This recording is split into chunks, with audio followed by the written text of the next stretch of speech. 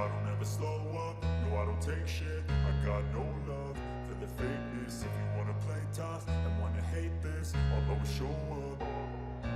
I don't ever slow up, no I don't take shit. I got no love for the fakeness. If you wanna play tough and wanna hate this, I'll always show up and make a statement. I don't ever slow up, no I don't take shit. I got no love for the fakeness. If you wanna play tough and wanna hate this, I'll always show up and make a statement. Everything.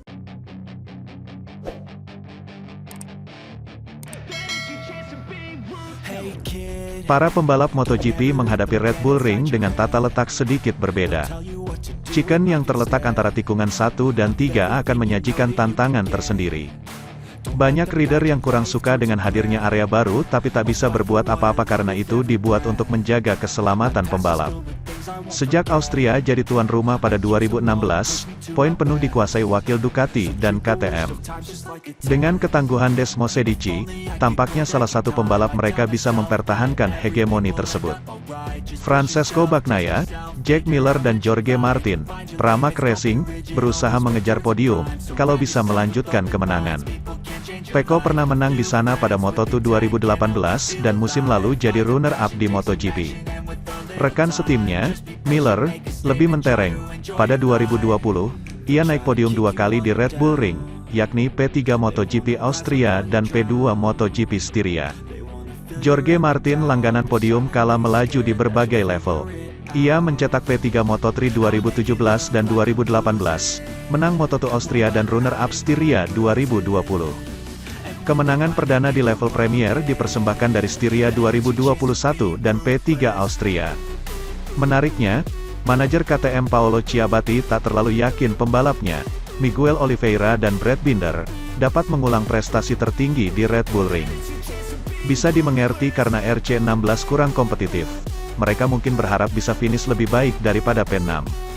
Kesalahan pemilihan ban tidak boleh terulang lagi. Ciabatti menyebut ada potensi pembalap dari pabrikan lain bertahta di sana. Fabio Quartararo berpeluang mendobrak pakem pemenang dari KTM dan Ducati. Long lap penalti dan ban belakang yang tidak berkompromi dalam MotoGP Inggris telah banyak merugikannya. Pembalap Yamaha Factory Racing itu berambisi kembali ke 3 besar, namun, trek tersebut sering tidak berpihak kepadanya. Pilot Aprilia Racing, Alex Espargaró, baru pulih dari cedera tumit siap mengaspal kembali dan mendekati zona podium. Sementara Maverick Vinales mengincar rekor kemenangan bersama 3 pabrikan berbeda. Pertarungan antara pembalap Moto3 dan Moto2 kian seru. Moto2 juga hadir kembali akhir pekan ini. Sementara itu, Espargaró memaksakan untuk tampil di sirkuit Red Bull Ring akhir pekan ini dengan kaki yang masih sakit. Pembalap asal Spanyol itu memutuskan untuk tampil karena memiliki kesempatan besar untuk memperkecil jarak atau menggeser Fabio Quartararo. Sebelumnya, Espargaró mengalami kecelakaan besar dalam latihan bebas keempat MotoGP Inggris. Setelah pemeriksaan lebih lanjut, pembalap 33 tahun itu dinyatakan mengalami keretakan pada tumitnya. Itu menjawab pertanyaan banyak orang tentang seberapa parah cedera yang dialaminya setelah alami insiden. Pasalnya, Alex Espargaró harus dibantu untuk berjalan ketika kembali ke paddock.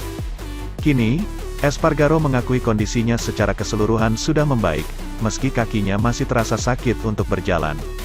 Tetapi, ia sepenuhnya siap untuk melakoni balapan akhir pekan ini dan membawa pulang banyak poin. Kondisi fisik saya alami peningkatan dari hari ke hari. Kebengkakan pada kaki kiri saya mulai hilang, tapi kaki kanan saya yang alami keretakan di Silverstone masih terasa sakit, kata Espargaró seperti dilansir Speedweek.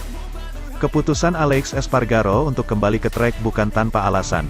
Ia ingin memanfaatkan momentum untuk mengejar Fabio Quartararo.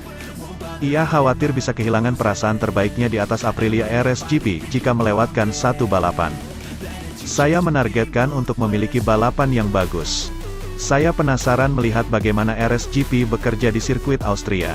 Tampil cepat di setiap kesempatan masih menjadi tujuan utama kami, ujarnya. Alex Espargaró telah menjalani proses pemulihan dengan ketat bersama fisioterapis untuk kembali ke kondisi normal lebih cepat. Perasaan positif yang dimiliki saat ini setelah mendapatkan hasil bagus juga membantu mempercepat penyembuhan. Tetapi, keretakan pada tumit juga bisa menciptakan komplikasi jika tak ditangani dengan tepat, bahkan, bisa menyebabkan seseorang yang mengalaminya bisa kehilangan daya gerak pada kakinya.